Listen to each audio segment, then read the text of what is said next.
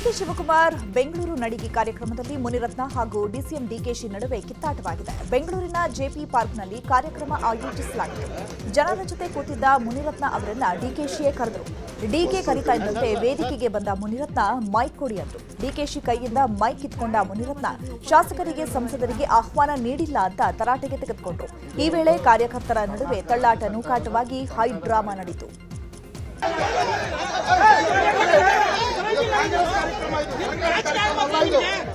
ಇದು ಸರ್ಕಾರದ ಕಾರ್ಯಕ್ರಮ ಅಲ್ಲ. ಇದು ಕಾಂಗ್ರೆಸ್ ಕಾರ್ಯಕ್ರಮ. ನಾನು ಮಾಡ್ತಾ ಇರೋದು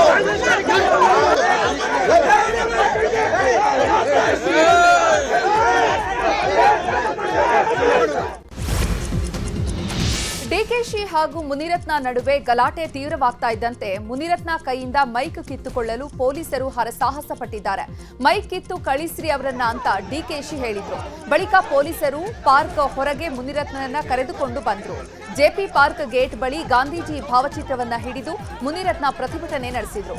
ಡಿಕೆಶಿ ವಿರುದ್ಧ ವಾಗ್ದಾಳಿ ನಡೆಸಿದ್ರು.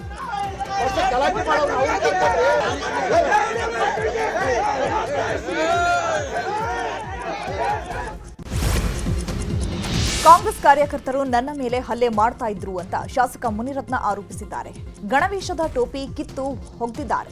ಆರ್ಎಸ್ಎಸ್ ಬಟ್ಟೆ ಹಿಡಿದು ಎಳೆದಿದ್ದಾರೆ. ಕನಕಪುರ ರಾಮನಗರದಿಂದ ರೌಡಿಗಳನ್ನ ಕರ್ಕೊಂಡು ಬಂದು ಹಲ್ಲೆ ಮಾಡಿದ್ದಾರೆ. ಇನ್ನೊಂದು ಪೋಕ್ಸೋ ಕೇಸ್ ಹಾಕೋಕೆ ರೆಡಿ ಮಾಡಿದ್ದಾರೆ.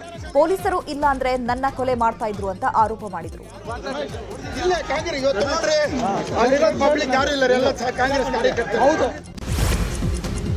ಮುನಿರತ್ನ ಮೇಲಿನ ಹಲ್ಲೆಯನ್ನ ಖಂಡಿಸಿರುವ ಅವರ ಬೆಂಬಲಿಗರು ಜೆಪಿ ಪಾರ್ಕ್ ಬಳಿ ಜಮಾಯಿಸಿದ್ರು.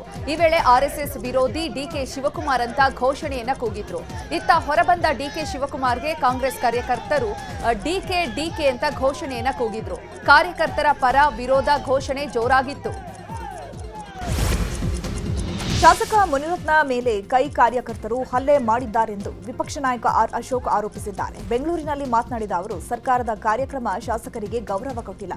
ಇವರ ರೌಡಿಸಂ ಎಷ್ಟು ದಿನ ನಡೆಯುತ್ತೆ, ಜನರೇ ಪಾಠ ಕಲಿಸ್ತಾರೆ ಅಂತ ವಾಗ್ದಾಳಿ ನಡೆಸಿದರು.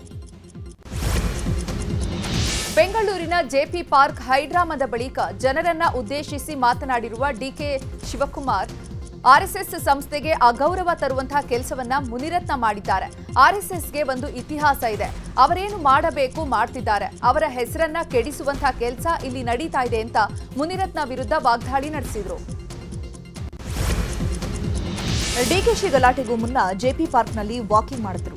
ಪಾರ್ಕ್ನಲ್ಲೇ ಕಾಫಿ ಕುಡಿದ ಡಿಸಿಎಂ ನಡಿಗೆ ಮಾಡುತ್ತಾ ಜನರ ಸಮಸ್ಯೆ ಆಲಿಸಿದರು. ಜೆಪಿ ಪಾರ್ಕ್ ವ್ಯಾಯಾಮ ಜಾಗ ವೀಕ್ಷಣೆ ಮಾಡಿದ ಅವರು, ವ್ಯಾಯಾಮ ಮಾಡುವ ಜಾಗದಲ್ಲಿ ಶೆಲ್ಟರ್ ವ್ಯವಸ್ಥೆ ಮಾಡಿ ಅಂತ ಅಧಿಕಾರಿಗಳಿಗೆ ಸೂಚನೆ ಕೊಟ್ಟರು. 55 ವರ್ಷಗಳ ನಂತರ ಡಿಸಿಎಂ ಡಿಕೆ ಶಿವಕುಮಾರ್ ತಮ್ಮ ಶಾಲಾ ಗೆಳೆಯನನ್ನ ಬೆಂಗಳೂರಿನಲ್ಲಿ ಮೀಟ್ ಮಾಡಿದ್ದಾರೆ. ವಾಕಿಂಗ್ ಮಾಡ್ತಾ ಇದ್ದ ವೇಳೆ ಬಾಲ್ಯದ ಗೆಳೆಯ ಮಾಧವ್ ನಾಯ್ಕರನ್ನ ಕಂಡು ಡಿಕೆ ಸಂತಸ ವ್ಯಕ್ತಪಡಿಸಿದ್ರು. ಆಗಿನ ಕಾಲದಲ್ಲೇ ಸ್ಕೂಲ್ ಎಲೆಕ್ಷನ್ಗೆ ನಿಂತಿದೆ. ಮಾಧವ್ ನಾಯ್ಕ ನನ್ನ ಗೆಳೆಯ, ಕೌಂಟಿಂಗ್ಗೆ ಇವರನ್ನೇ ಕರೆಸಿದ್ವಿ ಅಂತ ಶಾಲಾ ನೆನಪನ್ನ ಮೆಲುಕು ಹಾಕಿದ್ದಾರೆ. ಈಗ ರಾಜಕೀಯ ವಿಚಾರಕ್ಕೆ ಸಂಬಂಧಪಟ್ಟಂತಹ ಸುದ್ದಿಗಳು. ಕಾಂಗ್ರೆಸ್ನಲ್ಲಿ ನವೆಂಬರ್ ಕ್ರಾಂತಿ ಮುನ್ಸೂಚನೆ ಬೆನ್ನಲ್ಲೇ ರಾಜ್ಯ ಬಿಜೆಪಿ ಅಲರ್ಟ್ ಆಗಿದೆ. ಕಾಂಗ್ರೆಸ್ ಪಕ್ಷದಲ್ಲಿ ಆಗುವ ಬೆಳವಣಿಗೆಗಳ ಮೇಲೆ ಬಿಜೆಪಿ ತಮ್ಮ ಮುಂದಿನ ನಡೆ ಇಡಲು ಸಜ್ಜಾಗಿದ್ದಾರೆ. ಇವತ್ತು ಕೋರ್ ಕಮಿಟಿ ಸಭೆ ಮೂಲಕ ಮುಂದಿನ ತಂತ್ರಗಳ ಬಗ್ಗೆ ಚರ್ಚೆ ಮಾಡಲಿದ್ದು, ಪಕ್ಷ ಸಂಘಟನೆ, ಹೋರಾಟ, ಜಿಬಿಎ ಚುನಾವಣಾ ತಯಾರಿ, ಕೆಲ ಜಿಲ್ಲೆಗಳಲ್ಲಿ ಭಿನ್ನಮತ, ಬಿಹಾರ ಚುನಾವಣಾ ಪ್ರಚಾರ ಸೇರಿದಂತೆ ಹಲವು ವಿಷಯಗಳ ಚರ್ಚೆ ಮಾಡಲಿದ್ದಾರೆ. ಬಿಜೆಪಿ ನಾಯಕರಿಗೆ ದಾವಣಗೆರೆ ಭಿನ್ನಮತ ದೊಡ್ಡ ಸವಾಲಾಗಿದೆ. ಭಿನ್ನಮತ ಶಮನಕ್ಕೆ ನಾಯಕರು ಮುಂದಾಗಿದ್ದಾರೆ. ಕೇಂದ್ರ ಸಚಿವ ಪ್ರಹ್ಲಾದ್ ಜೋಶಿ, ರಾಧಾ ಮೋಹನ್ ದಾಸ್ ಅಗರ್ವಾಲ್ ಇಂದು ದಾವಣಗೆರೆ ಜಿಲ್ಲೆಯ 2 ಬಣಗಳ ನಾಯಕರ ಜೊತೆ ಸಭೆಯನ್ನ ಮಾಡ್ತಿದ್ದಾರೆ. ವಿಜಯೇಂದ್ರ ಬೆಂಬಲಿಗ ಎಂಪಿ ರೇಣುಕಾಚಾರ್ಯ, ವಿಜಯೇಂದ್ರ ವಿರೋಧಿ ಜಿಎಂ ಸಿದ್ದೇಶ್ವರ್ ನಡುವೆ ಸಂಧಾನ ನಡೆಯಲಿದೆ. ಮಂಡ್ಯದಲ್ಲಿ ಮತ್ತೆ ಕೇಸರಿ ಕಲರವ ಶುರುವಾಗ್ತಾ ಇದೆ. ಹನುಮ ಧ್ವಜ ವಿವಾದಕ್ಕೆ ಕಾರಣವಾಗಿದ್ದ ಕೆರಕೋಡಿಗೆ ಇವತ್ತು ಬಸನಗೌಡ ಪಾಟೀಲ್ ಯತ್ನಾಳ್ ಭೇಟಿ ನೀಡುತ್ತಿದ್ದಾರೆ. ಕೆಲ ದಿನಗಳ ಹಿಂದೆ ಹನುಮ ಧ್ವಜ ವಿಚಾರದಲ್ಲಿ ಮಂಡ್ಯದ ಕೆರಕೋಡು ಗ್ರಾಮ ಹೊತ್ತಿ ಉರಿದಿತ್ತು. ಇದೀಗ ಹಿಂದುತ್ವ ಫೈರ್ ಬ್ರ್ಯಾಂಡ್ ಬಸನಗೌಡ ಪಾಟೀಲ್ ಯತ್ನಾಳ್ ಈ ಗ್ರಾಮದಲ್ಲಿ ಮಧ್ಯಾಹ್ನ ನಡೆಯಲಿರುವ ಗಣೇಶ ವಿಸರ್ಜನೆ ಕಾರ್ಯಕ್ರಮದಲ್ಲಿ ಪಾಲ್ಗೊಳ್ಳಲಿದ್ದಾರೆ. ರಾಜ್ಯದಲ್ಲಿ ಸದ್ಯಕ್ಕೆ ಯಾವುದೇ ಸಂಪುಟ ವಿಸ್ತರಣೆಯೂ ಇಲ್ಲ, ಅಧಿಕಾರ ಹಂಚಿಕೆಯೂ ಇಲ್ಲ ಅಂತ ಡಿಸಿಎಂ ಡಿಕೆ ಶಿವಕುಮಾರ್ ಹೇಳಿದ್ದಾರೆ. ಅಧಿಕಾರ ಹಂಚಿಕೆ ಅನ್ನೋದು ಕೇವಲ ಗಾಳಿ ಸುದ್ದಿ. ನವೆಂಬರ್ ವಿಚಾರವನ್ನ ನಾನಾಗಲಿ ಸಿಎಂ ಆಗಲಿ ಪ್ರಸ್ತಾಪ ಮಾಡಿಲ್ಲ. ನಾವಿಬ್ಬರೂ ಸಹ ಮಾಡಿಲ್ಲ ಅಂದ್ರೆ ಏನೂ ಇಲ್ಲ. ಏನೇ ಇದ್ರೂ ನಮ್ಮಲ್ಲಿ ಹೈಕಮಾಂಡ್ ಇದೆ ಎಂದಿದ್ದಾರೆ. ಬೆಂಗಳೂರು ಟನಲ್ ಪ್ರಾಜೆಕ್ಟ್ ಯೋಜನೆಗೆ ಬಿಜೆಪಿ ವಿರೋಧ ಮಾಡ್ತಾ ಇದೆ. ಇವತ್ತು ಸಂಸದ ತೇಜಸ್ವಿ ಸೂರ್ಯ ಸಸ್ಯಕಾಶಿ ಲಾಲ್ಬಾಗ್ನಲ್ಲಿ ಪರಿಸರವಾದಿಗಳು, ಸಾರ್ವಜನಿಕರು, ಅಧಿಕಾರಿಗಳ ಜೊತೆಗೆ ಮಾತುಕತೆ ನಡೆಸಲಿದ್ದಾರೆ. ಕೆಲವೇ ಕ್ಷಣಗಳಲ್ಲಿ ಲಾಲ್ಬಾಗ್ಗೆ ತೆರಳಲಿರುವ ಸಂಸದ ತೇಜಸ್ವಿ ಸೂರ್ಯ ಟನಲ್ ಪ್ರಾಜೆಕ್ಟ್ಗಾಗಿ ಲಾಲ್ಬಾಗ್ನಲ್ಲಿ ಉದ್ದೇಶಿತ ಭೂಸ್ವಾಧೀನ ಪ್ರಕ್ರಿಯೆ ಕುರಿತು ಸಾಧಕ ಬಾಧಕಗಳ ಸಂವಾದವನ್ನು ನಡೆಸಲಿದ್ದಾರೆ. ಕಾಂಗ್ರೆಸ್ನಲ್ಲಿ ನವೆಂಬರ್ ಕ್ರಾಂತಿ ಗುಮ್ಮ ಭಾರೀ ಸದ್ದು ಮಾಡ್ತಾ ಇದೆ. ಈ ಬಗ್ಗೆ ಗದಗ್ನಲ್ಲಿ ಮಾಜಿ ಸಚಿವ ಶ್ರೀರಾಮುಲು ಪ್ರತಿಕ್ರಿಯೆ ನೀಡಿದ್ದಾರೆ. ನವೆಂಬರ್ನಲ್ಲಿ ಕ್ರಾಂತಿ ಆಗುತ್ತೋ ಇಲ್ವೋ ಗೊತ್ತಿಲ್ಲ. ಈ ರಾಜ್ಯದ ಮುಖ್ಯಮಂತ್ರಿ ಸಿದ್ದರಾಮಯ್ಯ ಅವರ ಕುರ್ಚಿ ಖಾಲಿಯಾಗುತ್ತೆ ಅನ್ನೋದು ಗ್ಯಾರಂಟಿ ಎಂದಿದ್ದಾರೆ. ರಾಷ್ಟ್ರೀಯ ಸ್ವಯಂ ಸೇವಕ ಸಂಘ ಆರ್ಎಸ್ಎಸ್ ಸ್ಥಾಪನೆಯಾಗಿ 100 ವರ್ಷ ಪೂರ್ಣಗೊಂಡ ಹಿನ್ನೆಲೆ ಸಂಘ ಶತಾಬ್ದಿ ಕಾರ್ಯಕ್ರಮವನ್ನು ದೇಶದಾದ್ಯಂತ ಹಮ್ಮಿಕೊಂಡಿದ್ದು, ಇದರ ಭಾಗವಾಗಿ ಕರ್ನಾಟಕದಾದ್ಯಂತ ವಿಶೇಷ ಪಥಸಂಚಲನ ನಡೆಯಿತು. ಬೆಂಗಳೂರಿನ ಪದ್ಮನಾಭನಗರದ ಮಹಾಲಕ್ಷ್ಮಿ ದೇಗುಲ ಬಳಿ ನಡೆದ ಆರ್ಎಸ್ಎಸ್ ಪಥಸಂಚಲನದಲ್ಲಿ ವಿಪಕ್ಷ ನಾಯಕ ಆರ್ ಅಶೋಕ್ ಪಾಲ್ಗೊಂಡಿದ್ದರು. ಗಣವೇಶ ತೊಟ್ಟು ಪಥಸಂಚಲನದಲ್ಲಿ ಹೆಜ್ಜೆ ಹಾಕಿದರು.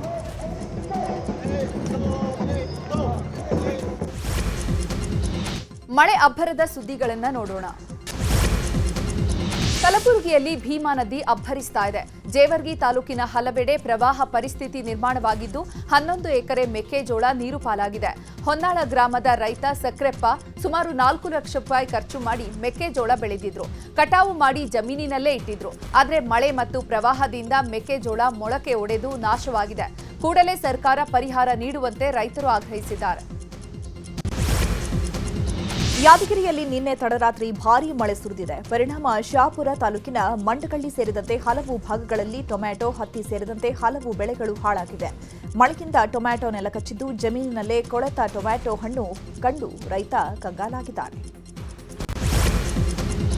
ಕೋಲಾರದ ಖಾದ್ರಿಪುರ ರೈಲ್ವೆ ಅಂಡರ್ ಪಾಸ್ನಲ್ಲಿ ಮಳೆಯಿಂದಾಗಿ ನೀರು ನಿಂತು ವಾಹನ ಸವಾರರು ಪರದಾಟವನ್ನು ನಡೆಸಿದ್ದಾರೆ. ಈ ಹಿನ್ನೆಲೆ ಸ್ಥಳಕ್ಕೆ ಸಂಸದ ಮಲ್ಲೇಶ್ ಬಾಬು ಭೇಟಿ ನೀಡಿ ರೈಲ್ವೆ ಇಲಾಖೆ ಅಧಿಕಾರಿಗಳೊಂದಿಗೆ ಪರಿಶೀಲನೆಯನ್ನು ನಡೆಸಿದರು. ಈ ವೇಳೆ ಅಂಡರ್ ಪಾಸ್ ಕೆಳಗೆ ನೀರು ನಿಲ್ಲದಂತೆ ದುರಸ್ತಿ ಕಾಮಗಾರಿಯನ್ನು ನಡೆಸುವಂತೆ ಅಧಿಕಾರಿಗಳಿಗೆ ಸೂಚಿಸಿದರು. ರಾಜ್ಯಕ್ಕೆ ಸಂಬಂಧಪಟ್ಟಂತಹ ಸುದ್ದಿಗಳು. ರಾಯಚೂರು ಜಿಲ್ಲೆಯ ದೇವದುರ್ಗ ಶಾಸಕಿ ಕರೆಮ್ಮ ಜಿ ನಾಯಕ್ ಕಾರು ಅಪಘಾತವಾಗಿದೆ. ಗುರುಗುಟ್ಟ ಬಳಿ ಕಾರನ್ನು ಓವರ್ಟೇಕ್ ಮಾಡಿ ಮುಂದೆ ಬಂದು ಬ್ರೇಕ್ ಹಾಕಿದ್ದಕ್ಕೆ ಅಪಘಾತ ಸಂಭವಿಸಿದೆ. ಕಾರು ಆಕ್ಸಿಡೆಂಟ್ನಿಂದ ಶಾಸಕಿಗೆ ಗಾಯಗೊಂಡಿದ್ದು ಲಿಂಗಸಗೂರು ಸರ್ಕಾರಿ ಆಸ್ಪತ್ರೆಯಲ್ಲಿ ಚಿಕಿತ್ಸೆ ನೀಡಲಾಗಿದೆ. ಚಲಿಸುತ್ತಿದ್ದ ರೈಲಿನಿಂದ ಇಳಿಯಲು ಪ್ರಯತ್ನಿಸಿದ ವ್ಯಕ್ತಿಯನ್ನ ರೈಲ್ವೆ ಆರ್ಪಿಎಫ್ ರಕ್ಷಣೆ ಮಾಡಲಾಗಿದೆ. ಇನ್ನು ಬರಮ ಕುಂಬಾರ ತಮ್ಮ ಮೊಮ್ಮಗನನ್ನ ಪುಣೆಗೆ ಕಳುಹಿಸಲು ಬಂದಿದ್ರು. ರೈಲು ಚಲಿಸ್ತಾ ಇದ್ದಾಗ ಇಳಿಯಲು ಪ್ರಯತ್ನಿಸಿದ್ದಾರೆ. ಕಾಲು ಜಾರಿ ರೈಲಿನ ಹಳಿಗೆ ಬೀಳ್ತಾ ಇದ್ದ ಬರಮ ಕುಂಬಾರರನ್ನ ಆರ್ಪಿಎಫ್ ಸಿಬ್ಬಂದಿ ರಕ್ಷಿಸಿದ್ದಾರೆ.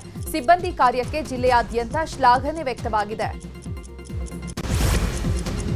ಬೆಂಗಳೂರಿನಲ್ಲಿ ನಕಲಿ ಬ್ರಾಂಡೆಡ್ ಚಪ್ಪಲಿ ಮಾರಾಟ ಮಾಡಲಾಗ್ತಾ ಇದೆ. ಪಂಜಾಬ್ನ ಲೂಧಿಯಾನಾದಿಂದ ನಕಲಿ ಸ್ಲಿಪ್ಪರ್ ಶೂ ಬಂದಿದ್ದು ಶೇಕಡ 50% ರಿಯಾಯಿತಿ ಅಂತ ಹೇಳಿ ಗ್ರಾಹಕರಿಗೆ ಮಕ್ಮಲ್ ಟೋಪಿ ಹಾಕ್ತಾ ಇದ್ರು. ಹೀಗಾಗಿ ಯಶವಂತಪುರದ 4K ಶೂಸ್ ಅಂಗಡಿ ಗೋಡೌನ್ ಮೇಲೆ ಪೊಲೀಸರು ದಾಳಿ ನಡೆಸಿದರು. ನಕಲಿ ಚಪ್ಪಲಿ ಮಾರ್ತಾ ಇದ್ದ ಮೊಹಮ್ಮದ್ ಇಮ್ರಾನ್ ಎಂಬಾತನನ್ನ ವಶಕ್ಕೆ ಪಡೆದಿದ್ದಾರೆ.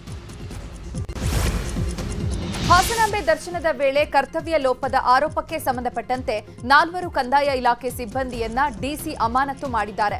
ಗೋಲ್ಡ್ ಕಾರ್ಡ್ ಕೌಂಟರ್ನಲ್ಲಿ ಕಾರ್ಡ್ ಸ್ಕ್ಯಾನ್ ಮಾಡದೆ ಭಕ್ತರನ್ನ ಒಳಬಿಟ್ಟಂತಹ ಆರೋಪಕ್ಕೆ ಸಂಬಂಧಪಟ್ಟಂತೆ ಗ್ರಾಮ ಲೆಕ್ಕಾಧಿಕಾರಿಗಳು ಮತ್ತು 2 ನಿರೀಕ್ಷಕರನ್ನ ಸಸ್ಪೆಂಡ್ ಮಾಡಲಾಗಿದೆ. ಹಾವೇರಿಯಲ್ಲಿ ಹಿಂದೂ ಮಹಾಗಣಪತಿ ವಿಸರ್ಜನೆಗೆ ಡಿಜೆ ಅನುಮತಿ ವಿಚಾರಕ್ಕೆ ಹಗ್ಗ ಜಗ್ಗಾಟ ಶುರುವಾಗಿತ್ತು. ಕೋರ್ಟ್ ಆದೇಶದಂತೆ ಡಿಜೆ ಪೊಲೀಸರು ಅನುಮತಿ ನಿರಾಕರಿಸಿದ್ರಿಂದ 21ನೇ ದಿನಕ್ಕೆ ವಿಸರ್ಜನೆ ಆಗಬೇಕಿದ್ದ ಗಣಪತಿ 47 ದಿನಗಳ ಬಳಿಕ ವಿಸರ್ಜನೆಗೆ ಸಿದ್ಧತೆ ನಡೆಸಲಾಗಿದೆ. ಬಂಕಾಪುರ ಪಟ್ಟಣದಲ್ಲಿ ಬೆಳಗ್ಗೆ 11 ಗಂಟೆಗೆ ಗಣಪತಿಯ ಬೃಹತ್ ಶೋಭಾಯಾತ್ರೆ ನಡೆಯಲಿದೆ. ಅಹಿತಕರ ಘಟನೆ ನಡೆಯದಂತೆ ಖಾಕಿ ಬಂದೋಬಸ್ತ್ ಮಾಡಿದೆ. ಅರಣ್ಯ ಇಲಾಖೆಯ ನೇಮಕಾತಿಯಲ್ಲಿ ಅನ್ಯಾಯ ಆಗ್ತಾ ಇದೆ ಅಂತ ಕೊಡಗು ಜಿಲ್ಲೆ ಪೊನ್ನಂಪೇಟೆಯ ಅರಣ್ಯ ಮಹಾವಿದ್ಯಾಲಯದ ವಿದ್ಯಾರ್ಥಿಗಳು ಪ್ರತಿಭಟನೆಯನ್ನ ನಡೆಸಿದ್ರು. ಅರಣ್ಯ ಶಾಸ್ತ್ರದ ವಿದ್ಯಾರ್ಥಿಗಳು ಪೊನ್ನಂಪೇಟೆಯಲ್ಲಿ ಮೆರವಣಿಗೆಯನ್ನ ನಡೆಸಿದ್ರು. ಇಲಾಖೆಯ ಪ್ರಮುಖ ಹುದ್ದೆಗಳಾದಂತಹ ಎಸಿಎಫ್, ಆರ್ಎಫ್ಒ, ಡಿವೈಆರ್ಎಫ್ಒ ಕೇವಲ ಅರಣ್ಯಶಾಸ್ತ್ರ ಪದವೀಧರರಿಗೆ ಮಾತ್ರ ನೀಡಬೇಕು ಅಂತ ವಿದ್ಯಾರ್ಥಿಗಳು ಒತ್ತಾಯಿಸಿದ್ರು. ಗ್ರೋಸರಿ ಅಂಗಡಿಯಲ್ಲಿ ಬೆಂಕಿ ಕಾಣಿಸಿಕೊಂಡ ಘಟನೆ ಬೆಂಗಳೂರಿನ ಮಾಗಡಿ ರಸ್ತೆಯಿಂದ ಮೈಸೂರು ಸರ್ಕಲ್ಗೆ ಸಂಪರ್ಕ ಕಲ್ಪಿಸುವ ರಸ್ತೆಯಲ್ಲಿ ನಡೆದಿದೆ. ಗುಜರಿಯಲ್ಲಿ ಪ್ಲಾಸ್ಟಿಕ್ ವಸ್ತುಗಳು ಸುಟ್ಟು ಕರಕಲಾಗಿವೆ. ಮಾಹಿತಿ ತಿಳಿದ ಕೂಡಲೇ ಸ್ಥಳಕ್ಕೆ ಆಗಮಿಸಿದ ಅಗ್ನಿಶಾಮಕ ಸಿಬ್ಬಂದಿ ಬೆಂಕಿ ನಂದಿಸಿದ್ದಾರೆ. ಚಾಮರಾಜನಗರದಲ್ಲಿ ಕಾಡಾನೆಗಳ ಹಾವಳಿ ಮಿತಿ ಮೀರಿದೆ. ಆನೆಗಳ ಹಾವಳಿಗೆ ಬೇಸತ್ತಂತಹ ರೈತರು ಅರಣ್ಯಾಧಿಕಾರಿಗಳ ಮೇಲೆ ಹಲ್ಲೆಗೆ ಯತ್ನಿಸಿದ್ದಾರೆ. ಸಿಬ್ಬಂದಿ ಹನುಮಂತಪ್ಪ ಪಾಟೀಲ್ ಮೇಲೆ ರೇಚಣ್ಣ ಎಂಬ ವ್ಯಕ್ತಿ ಹಲ್ಲೆಗೆ ಯತ್ನಿಸಿದ್ದಾರೆ. ರೈತರ ವಿರುದ್ಧ ವಲಯ ಅರಣ್ಯಾಧಿಕಾರಿ ದೂರು ನೀಡಿದ ಹಿನ್ನೆಲೆ ಟ್ರ್ಯಾಕ್ಟರ್ ಮತ್ತು ರೈತನನ್ನ ಪೊಲೀಸರು ವಶಕ್ಕೆ ಪಡೆದಿದ್ದಾರೆ. ಶಿವಮೊಗ್ಗದಲ್ಲಿ ನ್ಯೂಸ್ 18 ಆಯೋಜನೆ ಮಾಡಿರುವ ಕರುನಾಡ ಹಬ್ಬಕ್ಕೆ ಭರ್ಜರಿ ರೆಸ್ಪಾನ್ಸ್ ಸಿಕ್ಕಿದೆ. ನಿನ್ನೆ ಕಾರ್ಯಕ್ರಮದಲ್ಲಿ ಶಿವಮೊಗ್ಗ ಉಸ್ತುವಾರಿ ಸಚಿವ ಮಧು ಬಂಗಾರಪ್ಪ ಹಾಗೂ ಸಾಗರ ಶಾಸಕ ಬೇಳೂರು ಗೋಪಾಲಕೃಷ್ಣ ಪಾಲ್ಗೊಂಡಿದ್ದರು. ಬಿರಿಯಾನಿ ಸವೆದ ಮಧು ಬಂಗಾರಪ್ಪ ಹಾಗೂ ಬೇಳೂರು ಗೋಪಾಲಕೃಷ್ಣ ಕರುನಾಡ ಹಬ್ಬಕ್ಕೆ ಮೆಚ್ಚುಗೆ ವ್ಯಕ್ತಪಡಿಸಿದ್ದಾರೆ. ಹಾಡು, ನೃತ್ಯ, ಸಂಗೀತದ ಜೊತೆಗೆ ವಿವಿಧ ಕಲಾವಿದರ ಮನರಂಜನೆ ಕಾರ್ಯಕ್ರಮಕ್ಕೆ ಮಲೆನಾಡ ಮಂದಿ ಫಿದಾಗಿದ್ದಾರೆ. ಇನ್ನು ಮಹಿಳೆಯರಿಗಾಗಿ ಅಡುಗೆ ಸ್ಪರ್ಧೆಯನ್ನ ಏರ್ಪಡಿಸಿದ್ದು ಸಖತ್ ಎಂಜಾಯ್ ಮಾಡಿದ್ದಾರೆ. ಇವತ್ತು ಕೂಡ ಕರುನಾಡ ಹಬ್ಬ ಇರಲಿದ್ದು ನೀವು ಕೂಡ ಭಾಗಿಯಾಗಿ ಎಂಜಾಯ್ ಮಾಡಿ. ದೊಡ್ಡಬಳ್ಳಾಪುರದ ಮಧುರನ ಹೊಸಹಳ್ಳಿಯಲ್ಲಿ ಕೃಷಿ ಇಲಾಖೆಯ ಕಾರ್ಯಕ್ರಮಗಳ ಬಗ್ಗೆ ಬೀದಿ ನಾಟಕದ ಮೂಲಕ ಜನರಿಗೆ ಅರಿವು ಮೂಡಿಸಲಾಗಿದೆ. ಮಹಿಳಾ ಸ್ವಸಹಾಯ ಸಂಘಗಳಿಗೆ ಸಾಲ, ರೈತರಿಗೆ ವ್ಯವಸಾಯಕ್ಕೆ ಸಂಬಂಧಿಸಿದಂತಹ ಉಪಕರಣಗಳ ಬಗ್ಗೆ ಮಾಹಿತಿಯನ್ನು ಒದಗಿಸಲಾಗಿದೆ. ಗ್ರಾಮದ ಪ್ರಮುಖ ಬೀದಿಗಳಲ್ಲಿನ ಮೆರವಣಿಗೆಯಲ್ಲಿ ನೂರಾರು ಗ್ರಾಮಸ್ಥರು ಭಾಗಿಯಾಗಿದ್ದಾರೆ. ಈಗ ಕ್ರೈಮ್ ಸ್ಟೋರಿಗಳನ್ನು ನೋಡ್ತಾ ಹೋಗೋಣ. ಮೈಸೂರಿನ ಬಾಲಕಿ ರೇಪ್ ಅಂಡ್ ಮರ್ಡರ್ ಕೇಸ್ ಆರೋಪಿ ಮತ್ತೊಂದು ಕೃತ್ಯಕ್ಕೆ ಯತ್ನಿಸಿದ್ದಾನೆ. 5 ಲೈಟ್ ವೃತ್ತದ ಬಳಿ ನಿದ್ರಿಸುತ್ತಿದ್ದಂತಹ 4-5 ಮಹಿಳೆಯರ ಬೆಡ್ಶೀಟ್ ಎಳೆದು ಓರ್ವ ಮಹಿಳೆಯನ್ನ ಕೆಣಕುವ ಯತ್ನ ಮಾಡಿದ್ದಾನೆ. ಎಚ್ಚೆತ್ತ ಮಹಿಳೆ ಕಿರುಚಿಕೊಂಡಾಗ ಕಾರಣ ಕಾಲ್ಕಿತ್ತಿದ್ದಾನೆ. ವಿಚಾರಣೆ ವೇಳೆ ಪೊಲೀಸರಿಗೆ ವಿಷಯ ತಿಳಿದು ಬಂದಿದೆ. ಮಹಿಳೆಯೊಬ್ಬರನ್ನ ಅಶ್ಲೀಲವಾಗಿ ಕರೆದ ಯುವಕನಿಗೆ ಚಪ್ಪಲಿಯಿಂದ ಥಳಿಸಿರುವಂತಹ ಘಟನೆ ಹುಬ್ಬಳ್ಳಿಯ ಹೊಸ ಕೋರ್ಟ್ ಬಳಿ ನಡೆದಿದೆ. ಖಾಸಗಿ ಆಸ್ಪತ್ರೆಯಲ್ಲಿ ಕರ್ತವ್ಯವನ್ನ ಮುಗಿಸಿ ಮನೆಗೆ ತೆರಳ್ತಾ ಇದ್ದ ಮಹಿಳೆಗೆ ಲಾಡ್ಜ್ಗೆ ಬಾ ಅಂತ ಕಾಮುಕನೊಬ್ಬ ಚುಡಾಯಿಸಿದ್ದಾನೆ. ತಕ್ಷಣ ಆರೋಪಿ ಸತೀಶ್ಗೆ ಸಂತ್ರಸ್ತ ಮಹಿಳೆ ಚಪ್ಪಲಿಯಿಂದ ಥಳಿಸಿದ್ದಾಳೆ. ನಂತರ ಸಾರ್ವಜನಿಕರು ಧರ್ಮದೇಟು ನೀಡಿ ವಿದ್ಯಾನಗರ ಠಾಣೆಯ ಪೊಲೀಸರಿಗೆ ಒಪ್ಪಿಸಿದ್ದಾರೆ. ದಾವಣಗೆರೆಯಲ್ಲಿ ಶ್ರೀರಾಮ ಹಾಗೂ ಚಾಮುಂಡೇಶ್ವರಿ ಫ್ಲೆಕ್ಸ್ ಹರಿದು ವಿರೂಪಗೊಳಿಸಿದ್ದ 5 ಆರೋಪಿಗಳನ್ನು ಪೊಲೀಸರು ಬಂಧಿಸಿದ್ದಾರೆ. ಅಕ್ಟೋಬರ್ 3ರಂದು ಬೇತೂರು ರಸ್ತೆಯಲ್ಲಿ ಘಟನೆ ನಡೆದಿತ್ತು. ಒಂದು ಕೋಮಿನ ಭಾವನೆಗಳಿಗೆ ಹಾನಿ ಮಾಡುವ ಉದ್ದೇಶದಿಂದ ಕೃತ್ಯ ನಡೆಸಿದ ಸಂಬಂಧ ಆಜಾದ್ನಗರ ಪೊಲೀಸರು ಮುಕ್ತಿಯಾರ್, ಅಬೀದ್, ಆತೀಕ್ ಸೇರಿದಂತೆ 5 ಆರೋಪಿಗಳನ್ನು ಬಂಧಿಸಿದ್ದಾರೆ. ಹಾವೇರಿಯಲ್ಲಿ ಅಕ್ರಮ ಮರಳು ಅಡ್ಡೆ ಮೇಲೆ ಗಣಿ ಮತ್ತು ಭೂವಿಜ್ಞಾನ ಇಲಾಖೆ ಅಧಿಕಾರಿಗಳು ದಾಳಿ ನಡೆಸಿದ್ದಾರೆ. ಮೇವುಂಟಿ ಗ್ರಾಮದ ತುಂಗಾಭದ್ರಾ ನದಿಯಲ್ಲಿ ಪುಟ್ಟಪ್ಪ ಕಾರಿ ಎಂಬಾತ ಅಕ್ರಮ ಮರಳುಗಾರಿಕೆ ಮಾಡ್ತಾ ಇದ್ರು.